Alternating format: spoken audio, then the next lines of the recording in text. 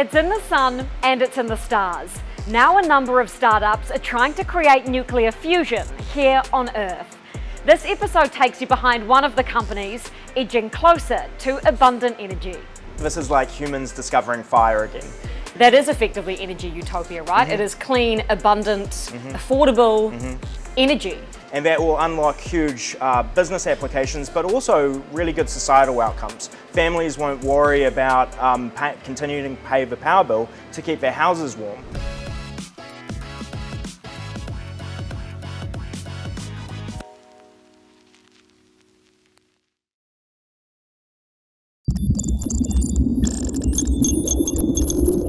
We could be on the cusp of a breakthrough in nuclear energy, with billions being spent on achieving fusion or reviving fission. Amazon, Microsoft and Google have all made commitments to nuclear as a source to power their data centers ahead of an AI boom. Even OpenAI's Sam Altman is involved. Around $7 billion has been invested into companies trying to commercialize fusion, with most of them targeting a date in the 2030s to start adding nuclear energy to the grid, according to the Fusion Industry Association. Most of them are in the USA, but there is an effort underway in a small corner of the world. The splitting of atoms, nuclear fission, was done for the first time by a New Zealander, Ernest Rutherford. Could this company in the same country be the first in the world to fuse atoms? Hey Ratu, how are you? Hey Madison. Nice to meet you. Nice to meet you. Thank you so much for having us. Absolute pleasure. This is the experiment. Yeah, no, this is where it all happens. It's a pleasure to have you here. We're going to be able to show you lots of really cool stuff. I can't wait. One of the coolest things to come out of Wellington. In New Zealand, the world. This is OpenStar Technologies, a startup developing a nuclear fusion reactor in Wellington's Hills. It was founded by Ratu Mataida in his university flat. In the past 2 years, it's raised $12 million and just hit a major milestone, hitting plasma for the first time in this 5-metre wide steel chamber. So the thing that made first plasma special for us is there's so many things that have to go right, and there's so many bits of the technology that no one's ever done before. And first plasma is that moment where you know that everything actually worked for the first time all at the same time. And you get a really bright light and a lot of sharing about it as well. And it's just been so much work for the team, basically. Here's the moment they made that glowing gas field. Why is hitting plasma so critical as a first stage for fusion? So for fusion, there's a whole bunch of ingredients that you need. You need a magnet to confine a plasma, you need a heating system to make it, you need all the supporting technology. And actually plasma is one of the last things to appear once you've got all those pieces.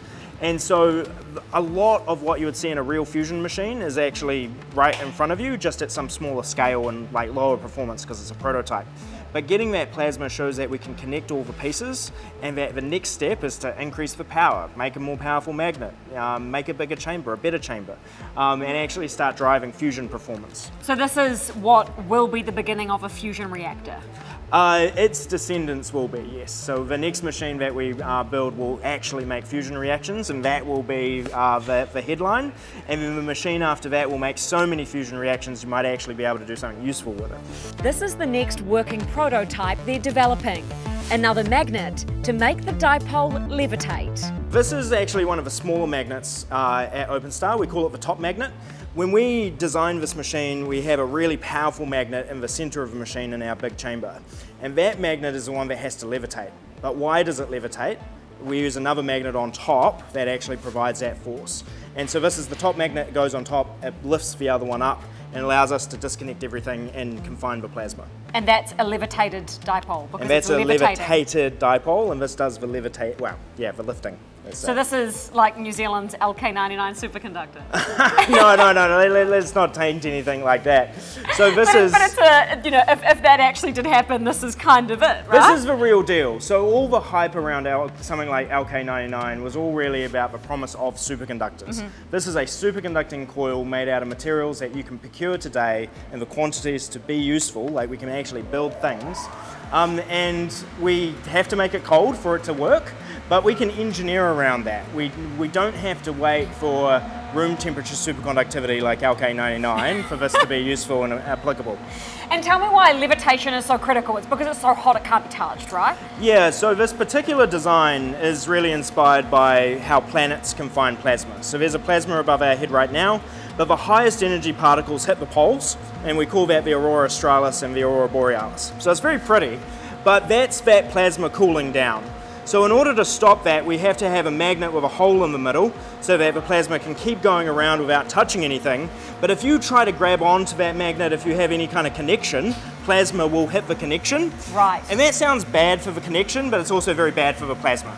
You're not going to get that plasma hot enough to fuse if it's touching anything physical. OpenStar is continuing the initial levitated dipole experiment in the United States that was shut down at MIT and Columbia University in the early 2000s. Darren Garnier was one of those physicists behind it. Now he's working here in Wellington with OpenStar. How do you feel having been part of the initial experiment that proved it could work to now being part of extending that, and in all places, New Zealand? Yeah, well, I mean, it's we lost our funding for LDX the majority of our funding about 2010. We kind of kept it going a little bit until 2014, but most of our funding we lost in 2010. And I really felt we left so much science, so much interesting promise on the table, and it was always, I mean, it was a long period of grief, to tell you the truth, sort of, you know, missing it. And it was like that grief thing, you like don't even want to think about it for a while. So it was a while before I even thought about it again. I did think about it a little bit in the in-between time, tried to get it refunded, didn't work out. One of the reasons it didn't work out was we didn't have the technology, the magnet technology required.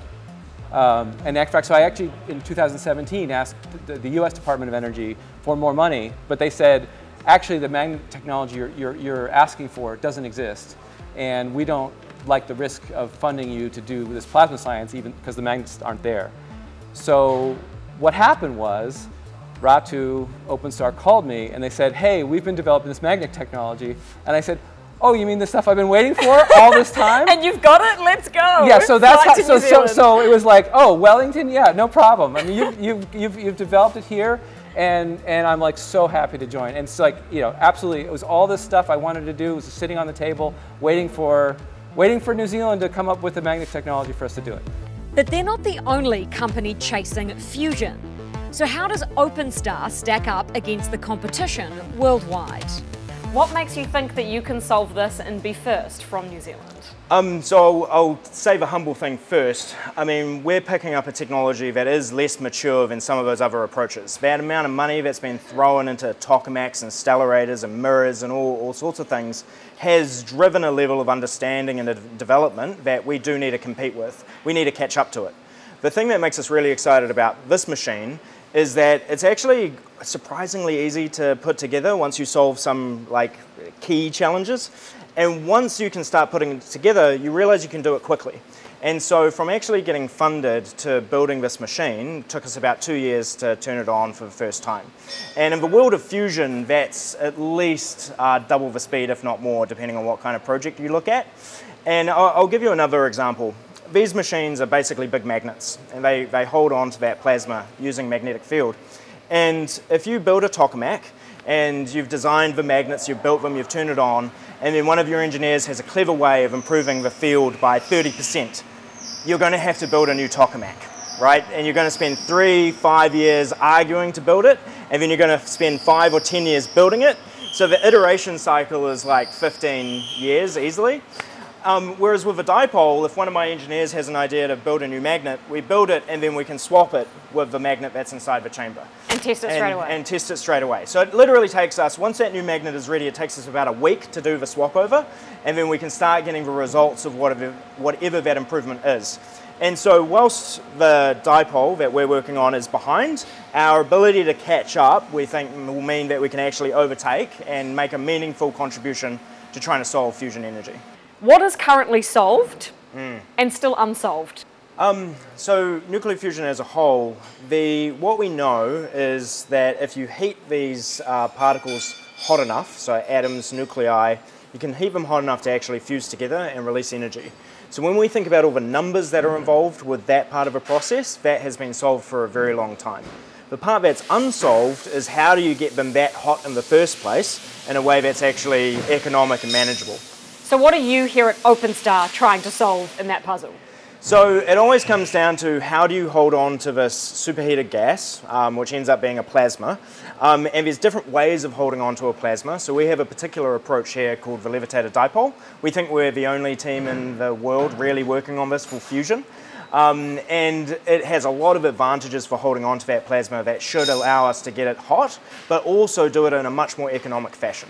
How much of a step is that to unlocking everything else?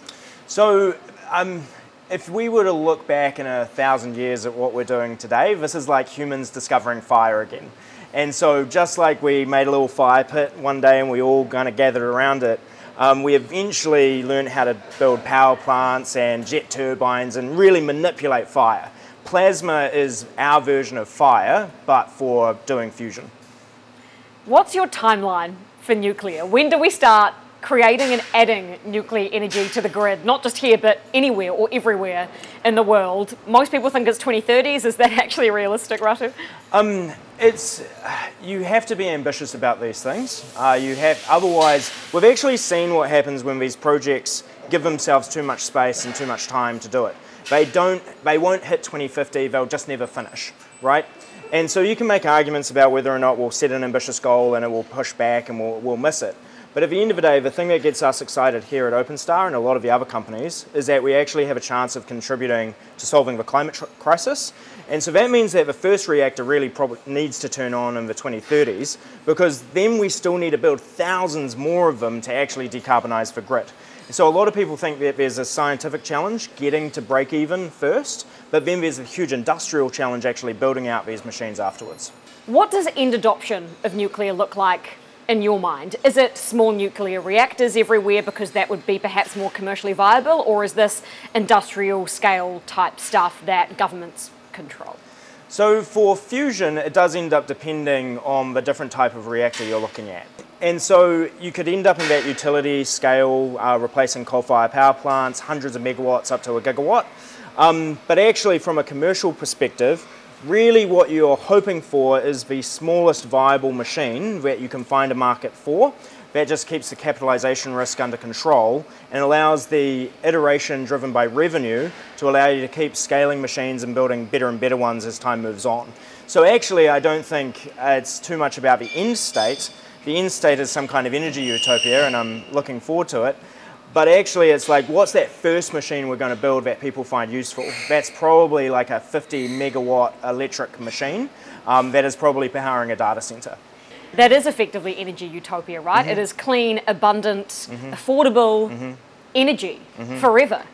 What does that mean for economies? What does that unleash? It would mean we're entirely independent. So there's a couple of things. One is I think fusion is a really exciting industry because it rewards countries for their innovation culture and their hard work rather than their luck on what natural resources they happen to be founded upon, right? And so we in New Zealand, we kind of worship our own innovation culture number 8 wire, and this is a chance for us to actually translate that into a full-blown economic juggernaut. The other interesting thing about what that energy utopia looks like is that it really stretches my imagination. I don't have a fantastic answer other than like flying cars and really cheap rocket trips to Mars, right? But to give people a sense of what that change could look like from an everyday perspective, I think the internet gives us a pretty good example. We all remember dial-up, we all remember broadband being rolled out, and we remember paying for data by the gigabyte and then running out and having to pay more. That's effectively how we sell energy today, right? Every bit of energy you use, you have to pay for. Whereas with data, that's actually moved towards a transmission model. You pay for the bandwidth, like you want a faster internet connection.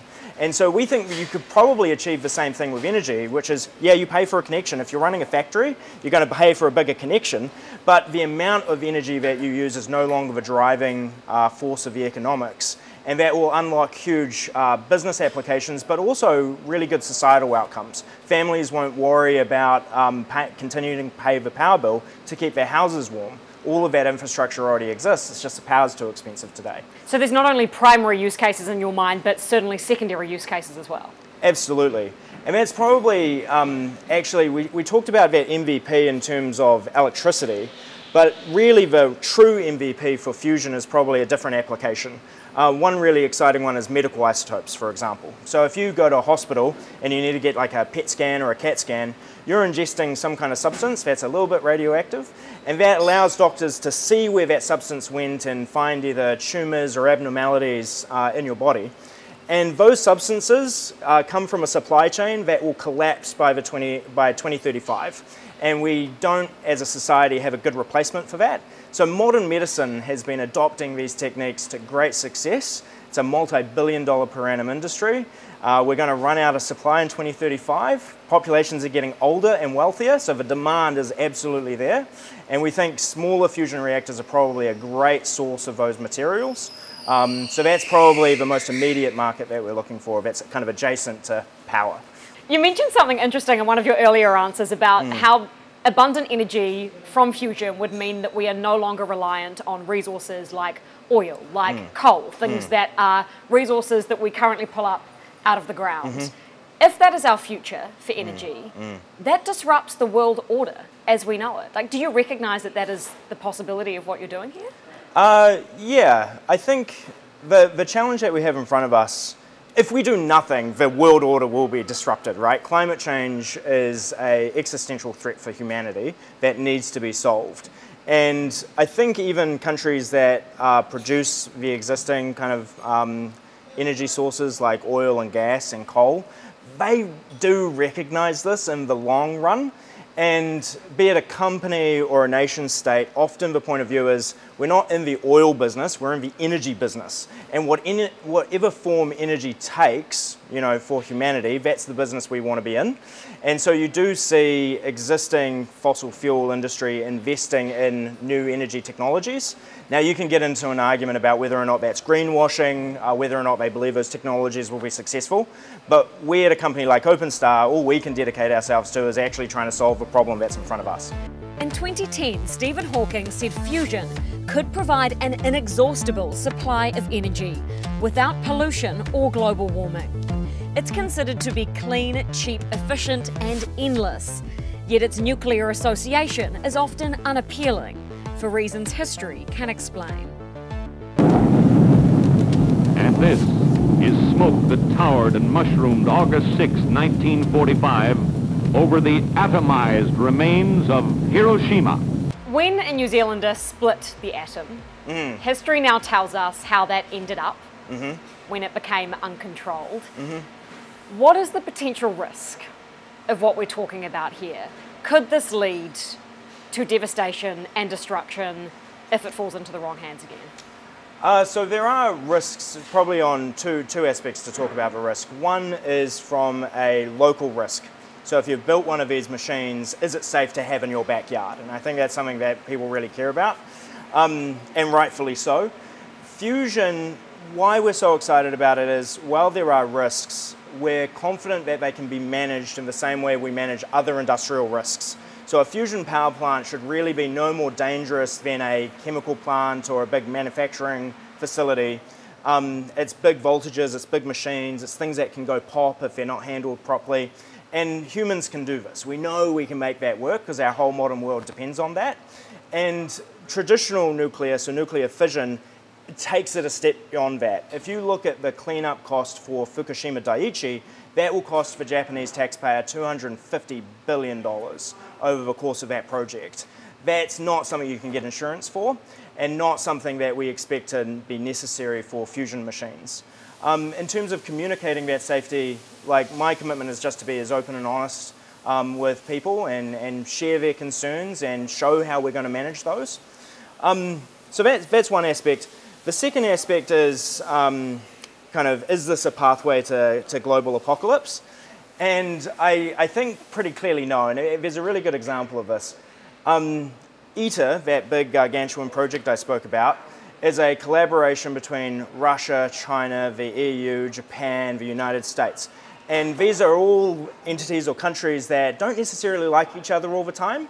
And in fact, when Russia joined, I'm pretty sure it was still the Soviet Union, fusion was always seen as a safe technology that rival nations could actually collaborate on and be an olive branch between them without sharing secrets that would let the other one figure out how to destroy the other. And so fusion has always been able to take on like a peaceful role in our geopolitics, and we think that it can continue and will continue over the next few decades. The ultimate question, though, is can we control fusion? Sure. Can we? So control is an interesting one. The thing that, when we look at these other machines, one of the reasons why they become so complicated is because that's exactly what they're trying to do. They're trying to control the plasma in a way that keeps it locked up, allows you to heat it up without it kind of breaking free.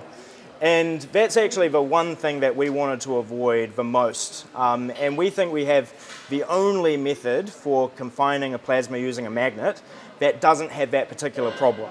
And so the way to put it is, if you build a plasma in a lab like this one, but you want it to look and behave like a plasma that's actually stable in nature, the dipole is the only way to do it. There's a big dipole plasma above our heads right now. It's called the magnetosphere.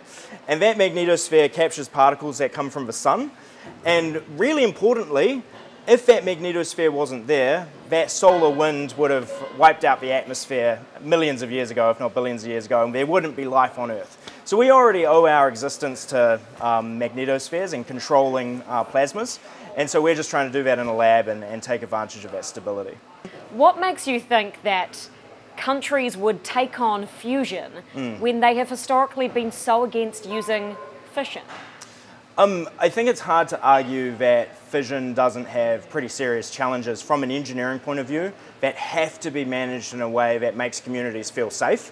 And it's really up to the judgment of those communities whether or not that's been a successful arrangement. And so you even have really, like, people would absolutely say, well, the Germans know engineering, like that's a country that should be on top of this stuff, and even they have moved seriously away from fission. As an engineer, I can see the merits of how you would keep a fission reactor safe, but I really do think it's legitimate that communities need to be convinced. And if they don't understand that, I think that's kind of the end of the picture. For fusion, we think that fundamentally the technology is safer to start with, which means that the safety issues are easier for us to solve and then easier for us to communicate with communities on how it's being managed. And the absolute level of risk is just lower to begin with. And then finally, since bringing the company out of stealth and from a personal perspective, I've been talking to normal people about fusion, and people can tell the difference between fission and fusion. And people, as long as you're open and honest about how those risks are going to be managed, I think they're very welcoming that we give this a shot and we see if this is the solution that we're looking for. Appetite for fusion is growing where the cost of existing energy has hit crisis levels.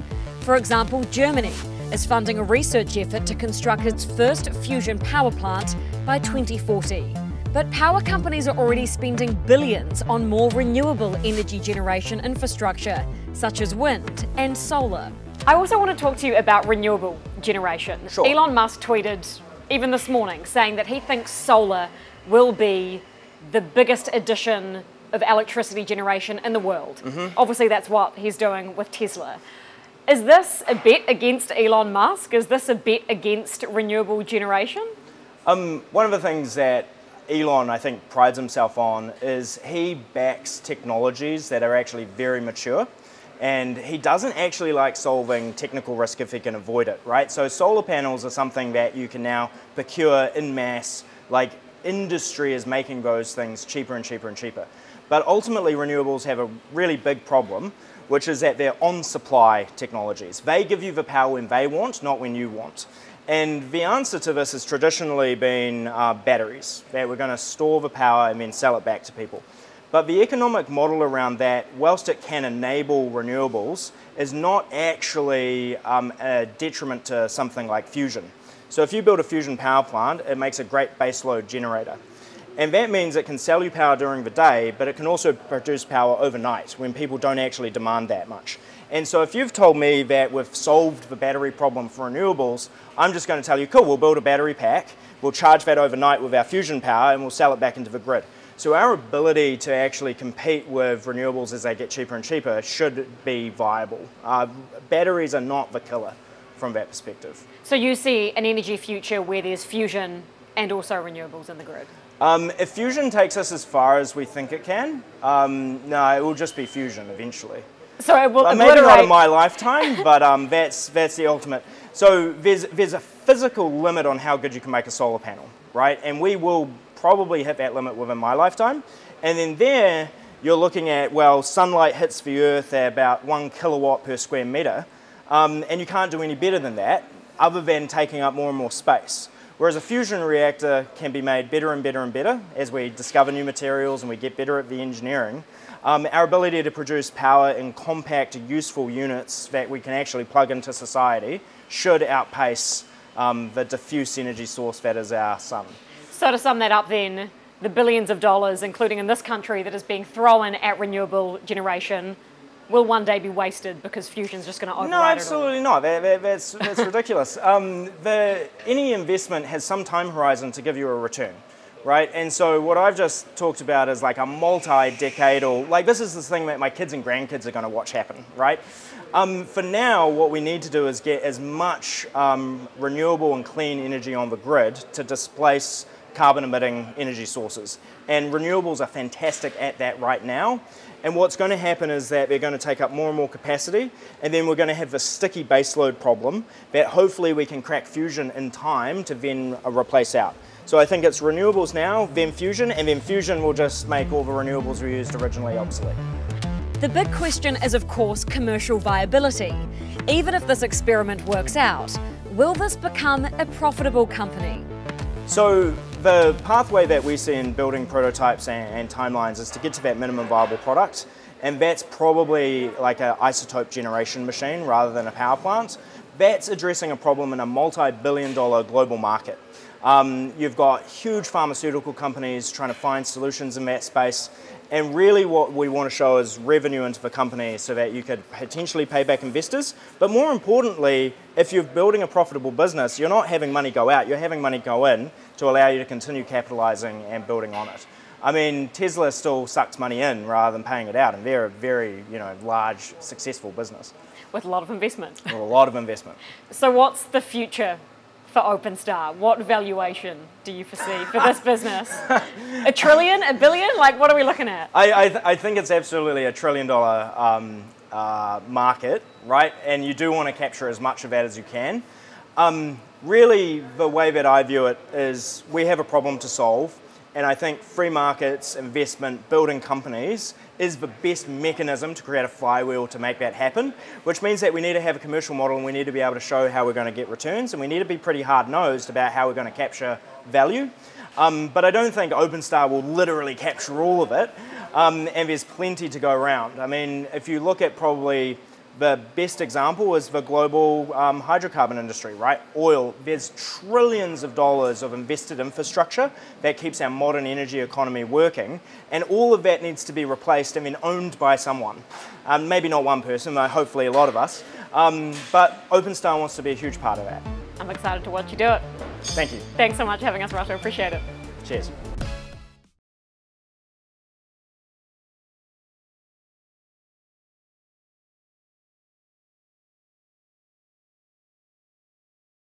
Thanks for watching Markets with Madison. If you enjoyed this interview, please hit the like and subscribe buttons below.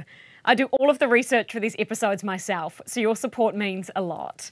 I always love to hear your feedback and ideas, so please drop any thoughts in the comments below. Now go put your money to work.